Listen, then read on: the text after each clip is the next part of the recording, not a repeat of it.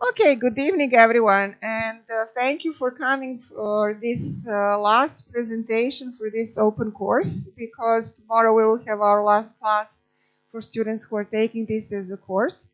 And I hope that you will learn a lot in those last 7 weeks. And tonight I'm going to go over the major things that we learn, and then I'm going to connect those major things that we learn in this class with real life, what really happened in those last 7 weeks while we were studying about certain topics. Well, guess what? Those topics are happening in real time. Okay, so in week one, we started with that, what is international business? And why should you study? And who is all those, who are all those different people, organizations that are involved in international business? And if you remember, we also talk about ethics in international business, and I share with you a few examples. Do you maybe remember some of the examples that we talk about ethics in international business? Um, yeah, go ahead. What? Gazprom in Africa, also about ethics. Also Nestlé in Africa, uh, uh, Philip and Morris and in Czechia, yes, and that's all. Okay. Excellent, excellent. Well, definitely all those examples were very good, and I hope that you remember and got the message what it is. We also talk about two different options or dilemmas, if you can call them. One that was starting with Friedman, and he was saying actually the world is flat. So now we are all pretty much the same. We live with the same economic systems. We have same system of values, and therefore there are no uh, differences between different countries, different cultures, and so forth. But then we also, when we were having this discussion, is this really true or not true? We pretty much agree that the world is still living in this cage, and the cage basically stands for culture. Cultures are still different. We even have different cultures in Russia. Russia is such a big country, and then definitely in such a vast territory, there are very different cultures in the north when temperature is like minus 64, and in Sochi where temperature is maybe like plus 10 at the same time. So that does influence the culture.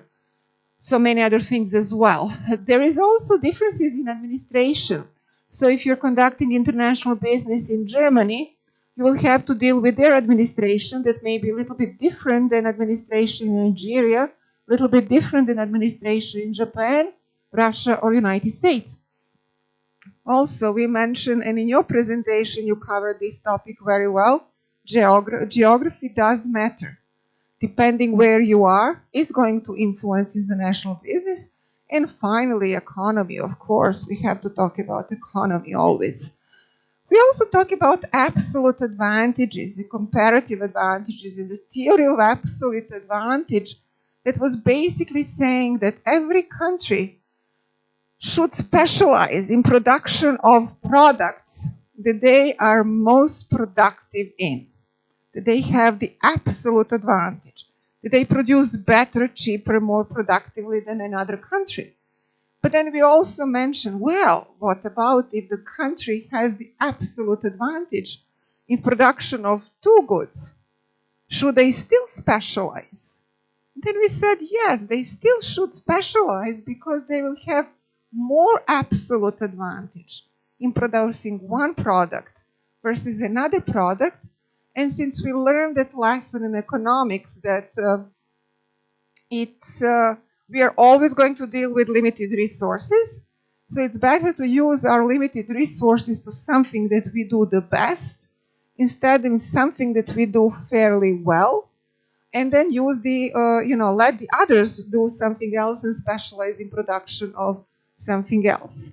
We also said that there is a lot of inter-industry trade between similar economies. So, which is like, developed economies are mostly trading with developed economies, and the benefits of reducing barriers to international trade. In week two, What did we cover in week 2? Who can remember that? Foreign direct investment. And we talk about foreign direct investment, and this we said that foreign direct investment are very, very important. And basically, we can distinguish between 2 types of foreign direct investment. They can be greenfield investment and merger and acquisitions. Foreign direct investment are growing more rapidly than world trade and world output because firms still fear the threat of protectionism and they want to be there. We also talk about example of Japan when they introduce voluntary export restrictions for Japanese car in United States. Guess what Japanese company did? They actually moved their facilities to United States and avoid, being penalized by that. On those 2 graphs, what you can see is that we actually have decline in value and as foreign direct investment in greenfield products, greenfield projects, but we actually have an increase in merger and acquisition. So they're mostly happening. Mergers and acquisitions are growing, where actually greenfield projects are declining. We also talk about another theory that is explaining why all of this is happening. And we said that the companies don't want to give away the ownership of their unique characteristics, maybe a product, maybe the process of production.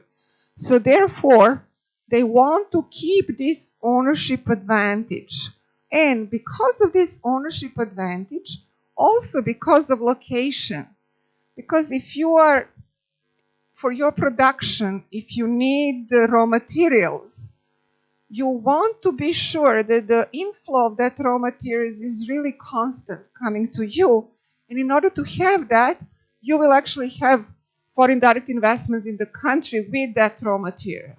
At the same time, we also talk about why, let's say, Silicon Valley or Bangalore are the places where pretty much everybody, every single company that has to do with software and information technologies is also going to be there because of that synergy, because of that spillover effect that you have when all those people who are in that particular field, in that particular industry are there. So there is a knowledge spillover because they can talk, they can come together with the new ideas. And we also said this can actually serve to some of you who are already in business, and for some of you who are planning to go to business, then you can actually look at this table and say, okay, when are we going to do foreign direct investments? When we have the answers to this question, how high are transportation costs and tariffs? If they're low, go with export. However, if they're high, then think about it. Maybe foreign direct investment will be an option. But is know-how amenable to licensing?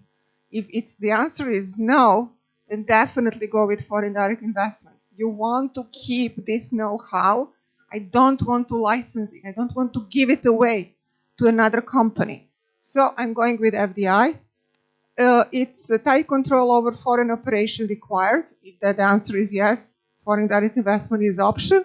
If it's no, let's see about can know-how be protected by licensing contract. Again, if answer is no, you go with foreign direct investment. And if the answer here is yes, then you can actually proceed with licensing. Culture. What did we say about culture? How important is culture in international business? Is my cultural expert going to say something here?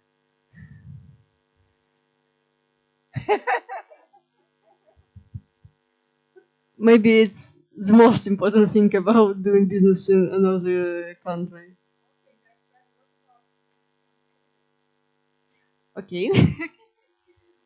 Well, for example, what we just said about ethics, this example with Nestle is a very serious example of how not knowing someone else's culture might affect your business and how tragic could be the effects of your unresponsibility in that matter. I also have example. I really like this example. When in India there was um, very rapid growth in a smartphone market. Many Indians have acquired phones, and they started to use WhatsApp. And it's curious that their behavior in WhatsApp is pretty much different from the one of the Western people. They have started to have problems with their phones. And why? It so it was because they have sent and received lots and lots of good morning pictures, and the memory in their phones was full. So the producers of phones may have concluded that they have to give more. They have to upgrade their phones. So culture is important. Yes, I remember the colorful picture of that good morning pictures that you have in your presentation. Yes. And I hope that some of you still remember that this like scary illustration how the cultures are different. This grasshopper in United States, it's a pass. In China, it's a pet. And in northern Thailand, it's appetizer. So think about it if you will be offering this particular, let's say, grasshopper in China to eat. I mean, they will be very, very offended. I mean, because for them that's a pet. And these are some of the characteristics or determinants of culture. It's education, it's economic philosophy, political philosophy, religion, social structure, language. All of those are going to influence actually culture, values, and norms. And we also said that if we are talking about international business, absolutely that involves dealing with different cultures, either in our own country, having people coming from other parts of the world, but even more so if you are actually working for a company overseas, outside your own country. The first phase is actually, first we have to recognize this cultural awareness and adaptability. It's a process. It's not going to happen instantly when you land on samolot at airport. That is going to happen the very same day. It's not going to happen very same day. But we have first to recognize that there are differences between my culture and the local culture. Then what always is important is really to show your respect to the home country culture, host country culture. Appreciate cultural differences. Don't just say, this is the right way. Try to ask the questions, try to understand, but always, always respect. And finally, we have that once we increase this awareness and knowledge of different cultures, we feel more comfortable dealing with other people with different cultures. And I put this statement here. Cultural intelligence is the essential intelligence for the 21st century. So Alina said culture is the most important. And you can see that both of us are a little bit biased here. But definitely this is something that has to be recognized. And we cannot just close our eyes, or we cannot just expect others to do the things the way we want them to do. But really, we have to recognize and have to educate ourselves about those differences. And again, it's a process. I also like statement of Daniel Goleman, who said a propensity of suspending judgment to think before acting. That's a part of that cultural intelligence. Don't jump to the conclusion when you see somebody else who is different. Don't jump to the conclusions that he or she is like this, and suspend judgment. Give yourself time to think about it. European Union in crisis. How many of you were here when we were talking about that European Union in crisis? And I know that somebody says all those free things that I put here. What were we talking about? Okay. Unfortunately, I remember only a crisis in Greece. We started with crisis in Greece. What other cultures? What other crises we covered? Well, the second one is the immigration crisis because of difficult situation in in Syria and other countries, and then I guess the Brexit, which is the most crucial detail in this context, I guess. Very good. Yes, those are the three crises that we covered: European Monetary Union and Greece, Brexit and UK, and immigration crisis. And we learn about Greece that, when Greece was accepted to be a member of European Monetary Union, actually they didn't fulfill completely the requirements that they should be completed that were for all those countries who are joining European Union. And then, as we discovered in this class, you always have to look not only consequences, but the context when something is happening. When the Prime Minister actually discovered that there is a problem here, that the budget deficit is much higher than it should be, he actually wanted to deal with that budget deficit, but he was advised that that's not really the right moment to do it because Greece was hosting Olympic Games, and it's better to just let the Olympic Games pass and then let's see what we are going to do. But of course, Greece entered a very, very serious crisis. We did talk about Brexit, and I want you to remember those two pictures because we'll come back to those pictures a little bit later on. And as I put it here, the truth is really in the eyes of the beholder. The Economist, a business very, very reputable journal, was reporting that that's a tragic split.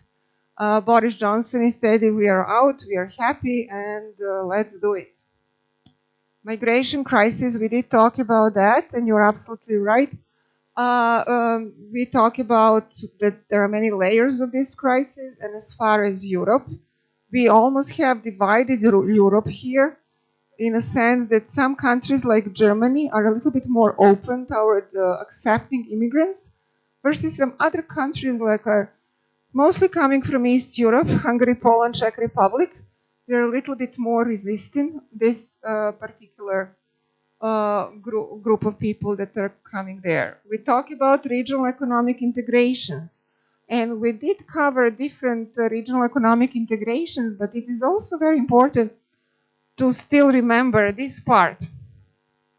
Do regional trade agreements promote free trade? And the answer is yes.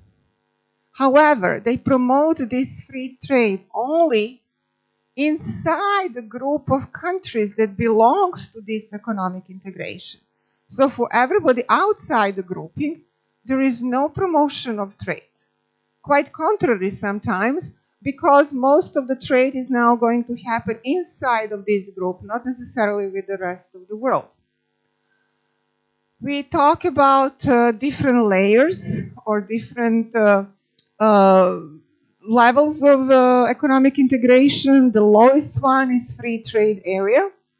Then it goes to custom union, common market, economic union, and political union.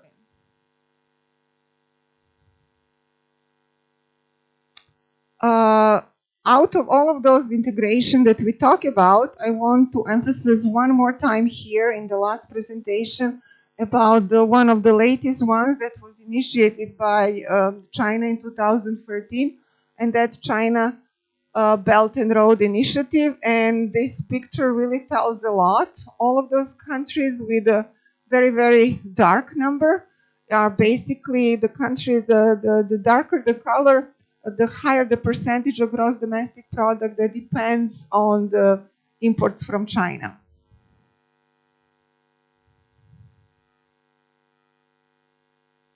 And again, most of those projects up to this day are related to network of railways, energy pipelines, highways, and streamlined border crossings.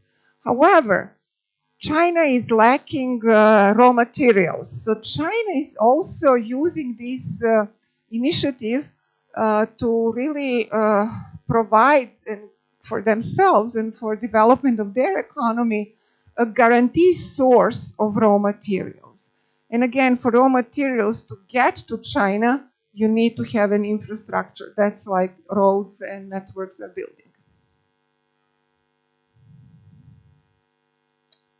We talk about that different people are viewing this new initiative by China in different ways. From the first one that is saying China now actively seeks to shape international norms and institutions and forcefully asserts its presence on the global stage. From another one that is saying that Beijing's goal is to remake the global geopolitical balance of power. To the little bit more modest one that is saying that other states, that the Chinese leadership simply hopes that this initiative will bring and improve its Chinese image. What did we cover in week 4? Anybody remembers what we talked about in week 4? Evolution of international monetary system. So anybody remember Bretton Woods? What did he say about the Bretton Woods? Okay.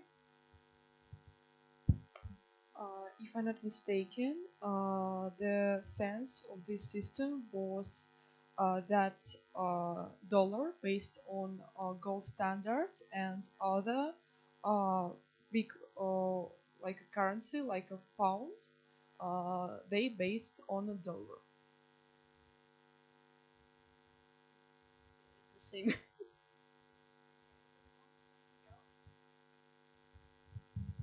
Fixed exchange rate, very good. Anybody else wants to add something else here?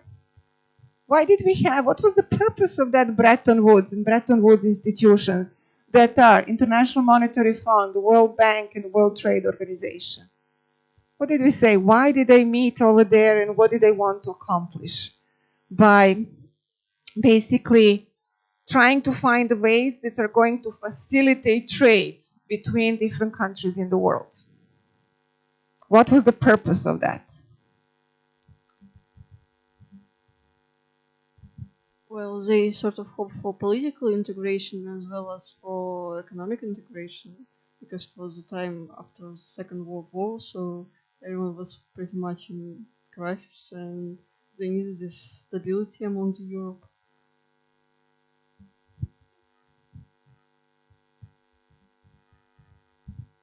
This fixed exchange rate allows countries to know the condition according to which they can have economic relations and trade with each other.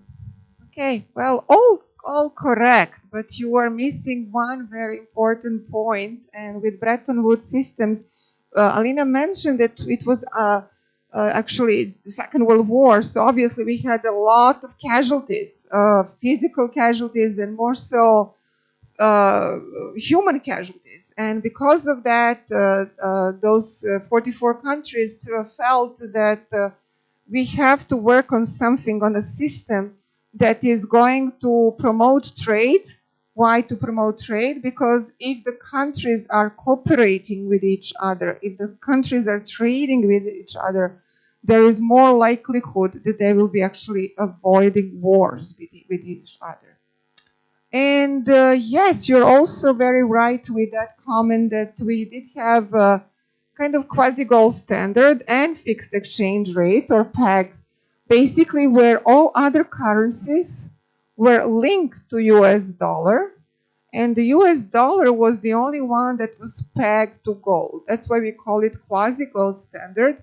It's not that each currency was pegged to gold.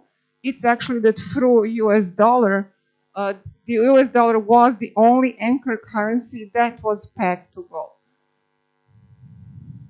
And this is basically, we have much more complicated system of all those different exchange rate systems. We can talk about adjustable peg, free float, fixed peg, managed float, no separate tender. They will be using somebody else's currency, and currency board. And this basically pie represents with those different countries how many countries in the world currently are using each of those.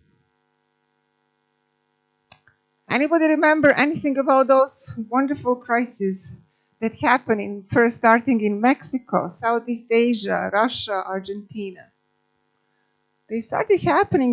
Mexican crisis, if you recall, was in 1994, and that was the first new crisis of the new system that was starting to evolve. Why? Because that was the time when there were a lot of portfolio investment flowing into Mexico. And that was for the first time that we have the reason for the crisis was portfolio investment from other countries.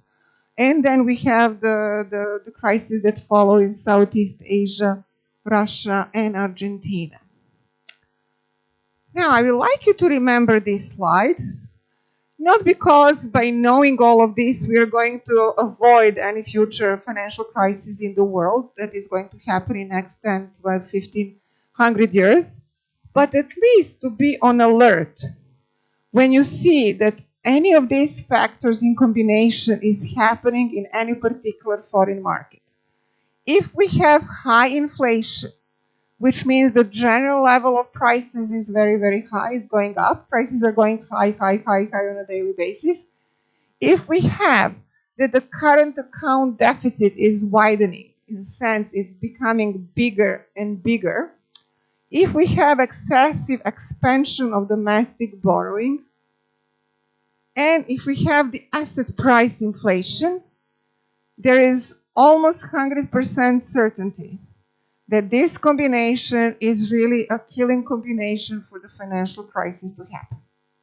And if we go to all of those that I talk about, crisis, and look for all of those indicators, they really pretty much had all of those indicators.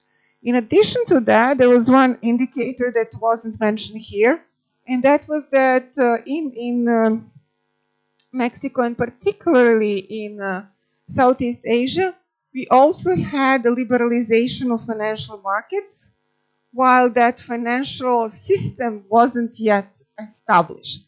And that actually triggered a lot of problems and ended with that really, really terrible crisis in Southeast Asia. Marketing. Okay, Konstantin, what can you tell us about marketing?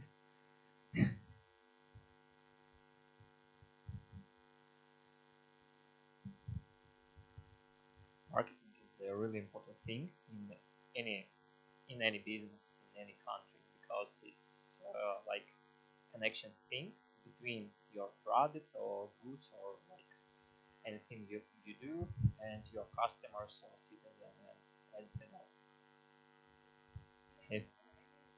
The global setting, to add just to this one, we actually have to think one of the very big questions that we have to resolve here is, are we going to standardize our product, or are we going to actually customize our product? And there are, of course, different answers for different situations.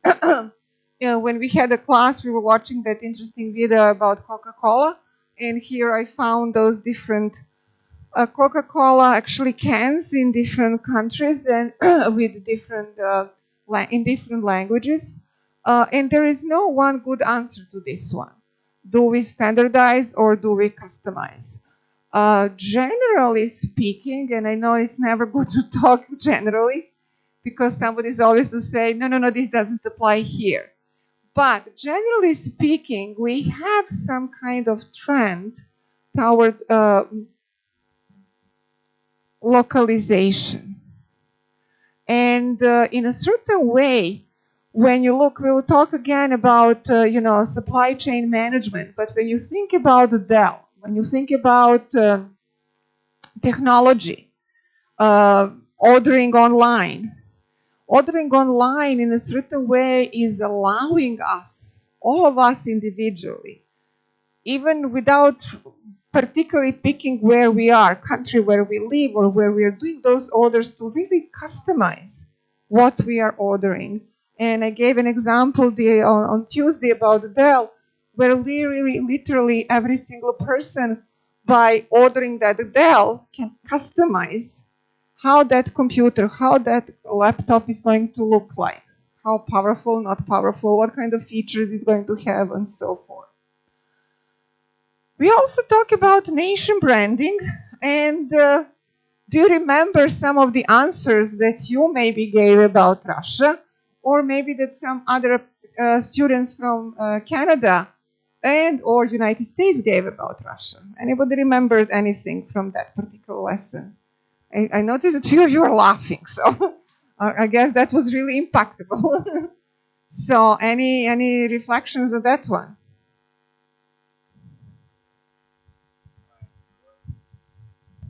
That one thing, the Russia is the quiet boy who sit in the back and always looking what happened around, something like that. Anybody else remembers anything else? Okay. I like how most of the Russians think that Russia is depressed. That's actually was my favorite. Okay. What about? Also, in some understanding of Russia, Russia looks like a trickster or like a villain, like the good villain, like Peter Baelish or something like that. You remember that one statement that says, like, when I think about Russia, I can't think about anything other than it's a spy. You remember that one? Okay, so I just actually selected those two. Sorry, before we get there, I want to again talk in general about nation branding. And obviously, when we are thinking about branding a nation, think about branding the product is difficult. Now think about branding a nation, how difficult and complex it is. So when we are branding a nation, we are thinking about culture, history, heritage, location, customs, achievements of its citizens, and vision of the leaders. So we have this many countries in the world, from 195 from United Nations to 249 country codes in the ISO standard list. We have to have this battle, how to compete over the customers' hearts and minds inside the country, regionally, and globally. So, very, very important part. And we talk about something that we very often have, and that's that image about myself, my own perception who I am as an individual, as a company, as a country, and then perception of others. And very often, if not all of the times, we have a gap between how am I perceiving myself, how am I perceiving myself as a Russian versus how the rest of the world is perceiving myself. And therefore, we have to identify that gap. And then we have to basically facets of national brand identity. And we have to deconstruct our national identity, national brand image. Because if we see that there is a gap, well, we have to think, what are we going to do to change the perception about our countries in the eyes, hearts, and minds of other people? Not an easy task. And all of those things are going to influence the image of our country. Sports performances, politics, national stereotypes, word of mouth, personal experience, nation branding campaigns, behavior citizens, export brands. You remember when we saw that video about Germany and FIFA, the World Cup over there. How that person who was in charge of branding Germany during the cup, how he said, there are like how many millions of people in that particular event, and then if each of them will just go back and talk to 10 more people, 10 more people are going to talk to 10 more people, 10 more people are going to talk to 10 more people, and they're going to spread the word about this is the place to be, this is the country to go, this is the place to visit. So always think about yourself as individual. Yes, I'm individual. However, at the same time, you are presenting your own country. And now this is that part that you like a lot. But as I said, I didn't go into details. For this final presentation, I actually wanted to just state those two statements coming from two different countries, Canada and United States, about Russia and Canadian student. We see so many stereotypes on TV that don't really show how successful both countries have been in their own ways. And the other one that is coming from United States that is pretty much similar. Unfortunately, we are inundated with Russian conspiracies, invasions, unfair practices, etc. Its brand is not one that I would like to be friends with. Now again, I don't know much about the country. Truth be told, if I were to meet this person country, I may appreciate some of the culture, food, people, and customs it has to offer. Who knows? So my advice to all of you will be really try. We all have to recognize that we have prejudice. I mean, there is no person in the world without prejudice. However, give another country, give another person a chance to share with you firsthand who they really are. And let's not all of us judge to the conclusions, this country is like this or that country is like this. If you have an opportunity, use an opportunity and go and visit another country. Go and meet another person from another country. Engage in open conversation with them. We're getting very close. In week 6. Okay, before we go to week 6, because this was a kind of a challenging week because we talk about money, we talk about exchange rates, and all those difficult things. I want to ask you now, what do you remember from this class? What impacted you during those 7 weeks? Which particular topic or discovery or anything? What made an impact to you personally?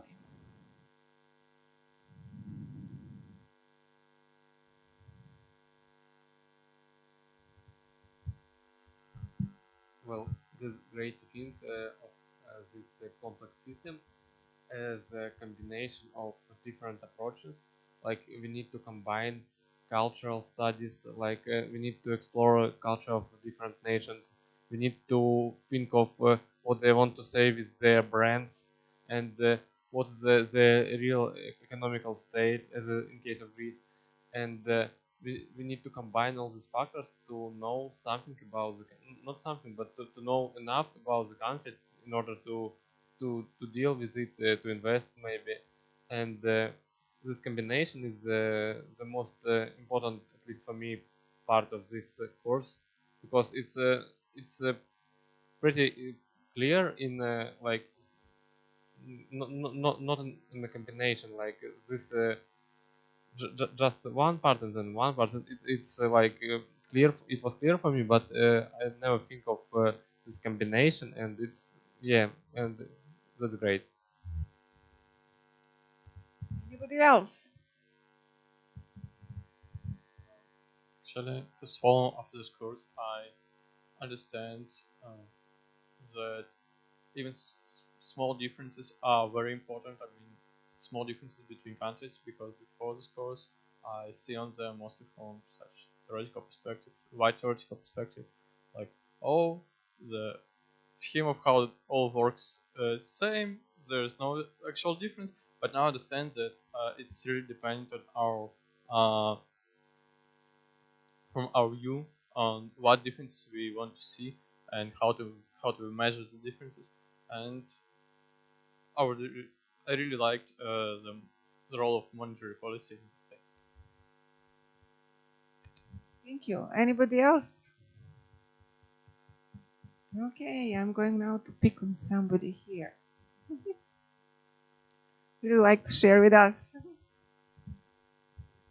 So for me particularly, I think it was really interesting to talk about economic crises in the 90s, how it came from Mexico to Southeast Asia to Russia, came back again and to Argentina, and we are thinking that we that much developed, still though not that many economists can predict that, and we like governments are still more concerned about their ego, about getting developed, getting the money to develop, and that we need to play it, like our countries all over the world, we need to play it more safely. And I think it's really, yeah, really good topic to talk about. For me, as I think was important, the most important part was about the culture. So because it connects with all 7 weeks of our course. For example, it connects as with national branding, also connects with such topic like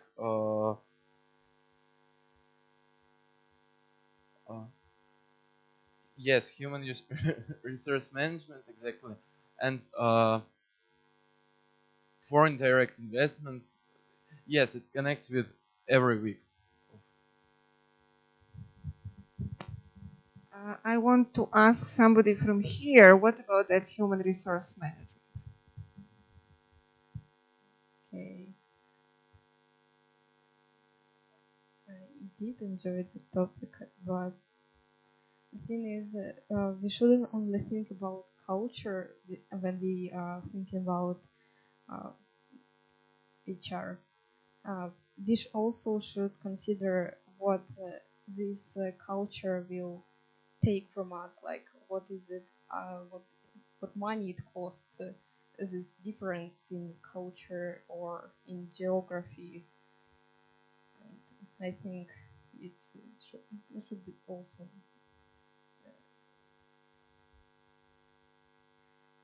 Actually, I also liked this, that it's all kind of connected with culture, but I kind of lost something in economics.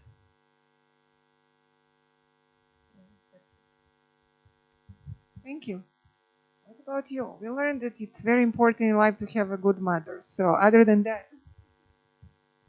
Well, other than that, I actually enjoyed that it was economical course because, well, I've heard a lot of things about culture here, but not that much about economics. Well, personally, I haven't, so I'm really glad that. you heard something about economics. Okay, okay. Anybody else?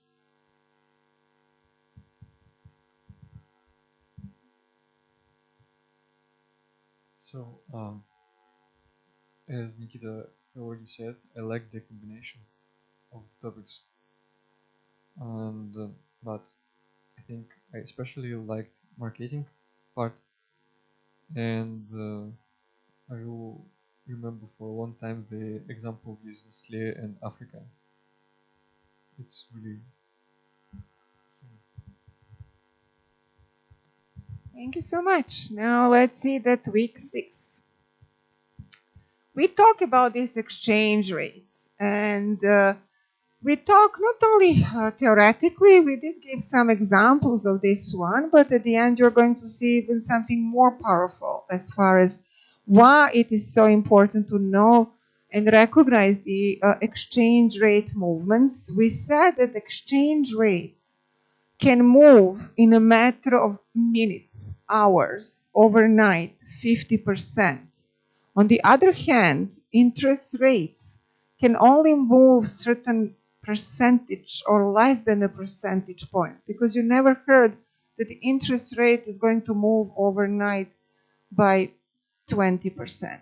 However, all of those crises that we talk about, we have the collapse of their currencies overnight, that the currency lost 50% of the value.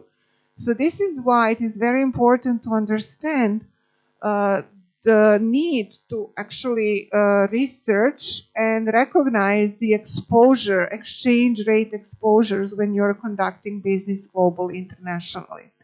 In that sense, we have a way how we can protect ourselves. There is also kind of insurance that you can buy, and that's what we call here hedging. There are different ways how we can hedge against the exchange rate risk. We recognize there are three general types of exchange rate risk. One is transactional. Transactional means I am selling a product to somebody, to a country, and obviously if I'm selling, they will have to pay me that product. So by doing that transaction, I'm exposing myself as a producer, as an exporter, to the exchange rate risk. Why? I told them that this product is going to cost $100. However, what if dollar devaluated? Will I be getting my equivalent in my currency, let's say ruble, of 64, 63, 70, who knows what? Or will I be now able to exchange less? I mean, it's still $100, but they will be buying me less rubles. So that's why very important to understand, to first recognize it, and then to work on that, and then to think about how can I hedge, how can I protect myself against this particular risk.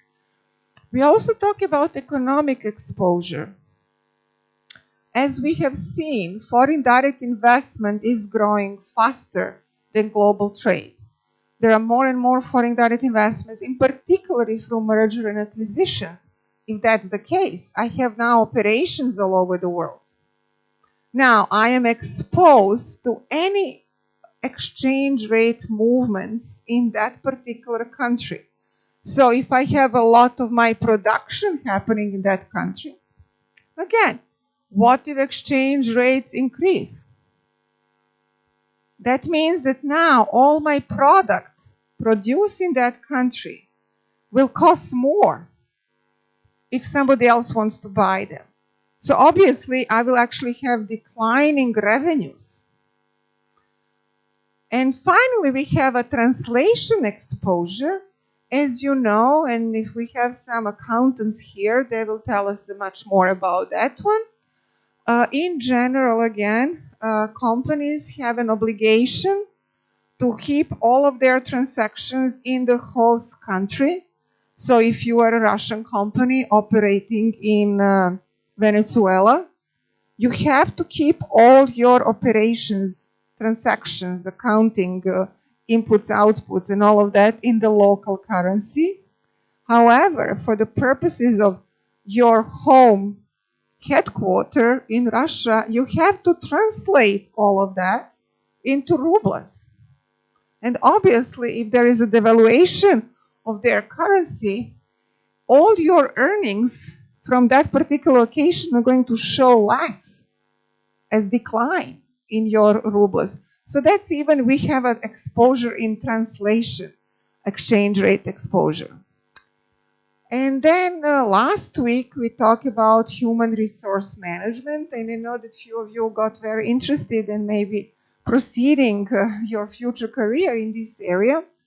But when we are thinking about staffing our operations around the world, we have those three options. We can select the best candidate from our country, from our headquarters. We can look for the best candidate in that host country, or we can look for the best candidate no matter where the person is coming from.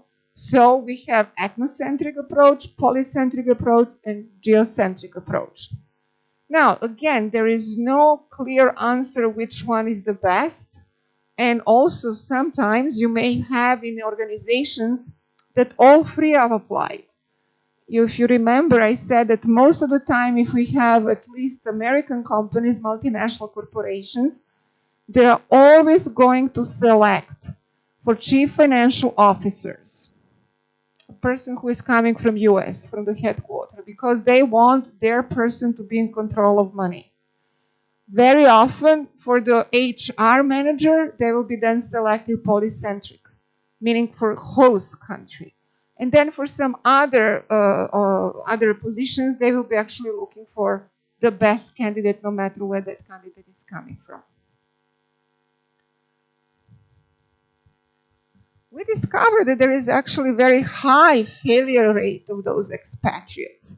And in different countries, different reasons are recognized as the most significant and most damaging ones. But in pretty much all of them, we have some combination of those. We have very often inability of spouse to adjust. Meaning, like, if you're going with your family and if your spouse, and it can be a female or a male, depending who is going to get that job over there, is really not satisfied. Maybe that person was working. Now that person goes to a different country, there is no job. He or she doesn't know anyone. They may not actually speak the language. It's a nightmare. It's absolutely a nightmare. So if they're unhappy, there is more likelihood that the person who is sent to that assignment is also going to be not performing to the highest potential. Because guess what? When he or she comes back home and the spouse starts complaining, I'm not happy, it's not a good combination. We have personality of expatriates, personal intentions, family pressure, lack of cultural skills, and inability to basically cope with overseas responsibilities. Because sometimes you may be sent to an international assignment that is higher in position that you have at home. And then it might be it's a good thing, it's really a challenge. But as you know, challenge can be a positive and a negative one, and depends how we react to that one. And in order to avoid that dissatisfaction of expatriates and to try to help us assign them to be assignments more successful, it really starts everything with that interview, with how I'm going to, talk to them, what am I going to tell them. So it's very important for HR manager who is doing selection to really present in the most realistic way what are they going to expect when they go there. Definitely they have to conduct a careful screening, improve orientation, cultural language training, and definitely about benefit packages. As you remember, last week we talked that those benefit packages are usually 2, 3, and maybe sometimes even 4 times higher than those people will be getting locally, because they have to adjust to many differences, and that's why they're actually awarded much more. Who likes this one? Labor unions, globalization, and what motivates us. We had that on Friday. So there were some interesting discoveries. For all of you who were not in our class on Friday, there is one really interesting video that says, very often we think that money is the most important motivator. And in our group, actually came out to be kind of 90% true, that most of you did identify money. But at the same time, few of you did recognize that it's important to have a job that is fulfilling. It's important to have a good environment, that you work with the good people around you. And we did talk about labor unions in different ways, how in different countries labor unions and labor is treated. And if we are talking about international business, that's really, really very important. Because if you don't know local labor laws, you may be in a trouble if you are either employing a person or laying off a person or doing any kind of HR things that you have to do.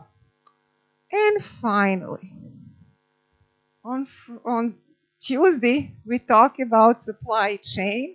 And you remember these 3 pictures and how many words they can cover. If one can cover 1,000, I guess this one covers the whole class. Okay, sorry. So here, in a nutshell, we have what supply chain is all about. Supplier, manufacturer, distributor, retailer, customers. The purpose of this supply chain is to try to match supply and demand side. And in this process, we can actually have a lot of redundancy, a lot of costs. So the supply chain is there to overcome, to eliminate those redundancy and those costs, so that we at the end have the right product, the right price, the right store, the right quantity, customer, right time, and finally, high profit.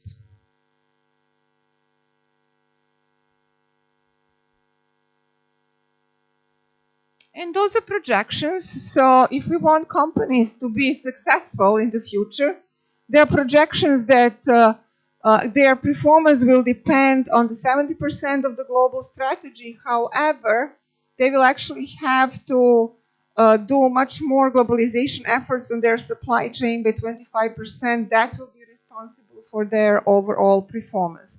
So definitely much more emphasis on supply chains. And now these are the final slides for tonight and for this actually class that I prepared. So far what we have covered is all those topics that we talked during those 7 weeks. And some of you might be thinking, well, those topics kind of sound interesting. However, that's only theory, that's only books. It's only professor talking about this, but really it has nothing to do with real life. Now I want to show you those 7 weeks, 7 topics, and that what really happened in the world during those 7 weeks. We had elections in UK, if you remember that when I was talking about Brexit, I said we will be having elections in, I think they happened just recently on the 12th. And we got this guy elected as the prime minister. However, you remember that thing that I talked about, exchange rates. He was elected. This was predictable if you want, and it really materialized, Boris Johnson. However, because of his statements about what is he going to do with Brexit, as you remember, when we talk about exchange rates, we said there are like fundamental factors like inflation rate, like unemployment rate, like gross domestic product that can influence the value, the movement of exchange rate. But we also said political factors. Since he gave his speech, the pound actually dropped in value, depreciated. So remember what I was talking about, transaction exposure, and what will be the impact of your operations if the currency devaluated. And this is exactly what happened. So if you were counting, if let's say Russia exported something to Britain, and they were now counting, you're counting for some revenues from that export, will you be getting more or less after depreciation when you exchange those pounds in rubles? You will be getting more rubles or less rubles. The pound just depreciated. Yes, your deals was in pounds. Yes, your payable, your receivables were in pounds.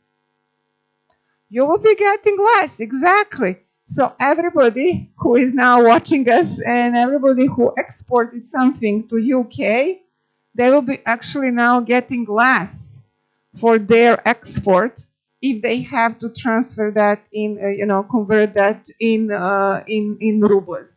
On the other hand, now the products from UK are going to become cheaper. So you may expect some increase in import from that particular country, but that's to be seen. This one is immediately going to be influencing your revenues expressed in pounds are going actually to drop when you convert them to rubles. On the positive side, ruble also appreciated, increase in value against US dollar. So that just, continuously happened, but these are the very, very latest numbers. And again, this is going to affect every company that is dealing in international business with Russia and Russian foreign trade or foreign direct investments in other countries. So real things, real numbers, not a theory. This was really, really happening. Another thing, we were talking about those economic integrations, and we covered quite a number of them.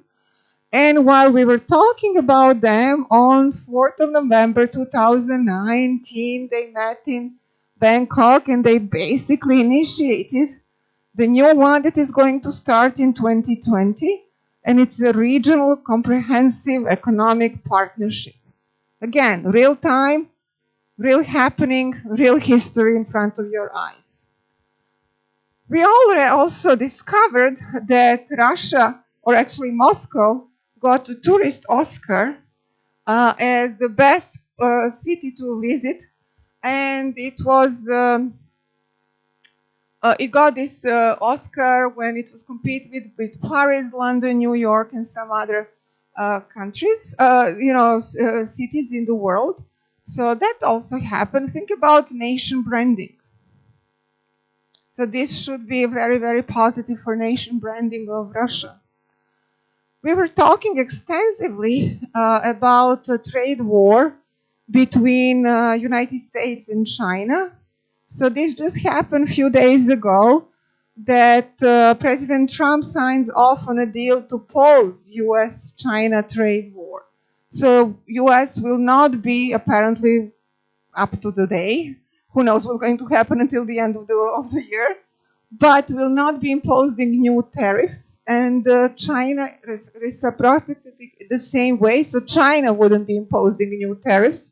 So there will be expectations that some new trade flows will start happening between those two countries. Another important thing happened while we were taking this class and talking about those important issues. And you remember the first night when we met and we talked about and identify some differences between countries in the world, and particularly between rich and poor. And we did mention that topic, and guess what? The Nobel Prize for Economics this year went to 3 individuals for their experimental approaches to alleviating global poverty. And I think we did see that video about Barefoot College. Yeah. So, what do you think? What I kept for the last slide. So those are 6 things that happened in the last 7 weeks. What do you think? What did I keep for the last one? Any thoughts? No. Which one? Japan Olympics? No. It's a historical thing that I kept for the last one.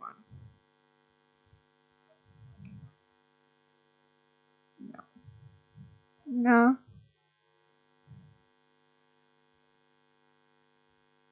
It will be today, recognized as the historic day. Anything that comes to your mind?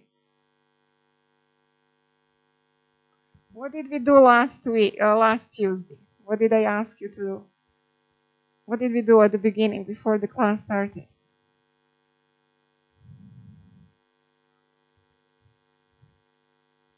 Yes, we took a photo. So that's a historical thing, what happened. I actually want to thank you all for taking this class and for really giving me opportunity to be part of your community. And I took those 2 photos of my 2 classes, and you made me fall in love with humans. So, so diversity in the world. So that's the historical thing that happened in those 7 weeks.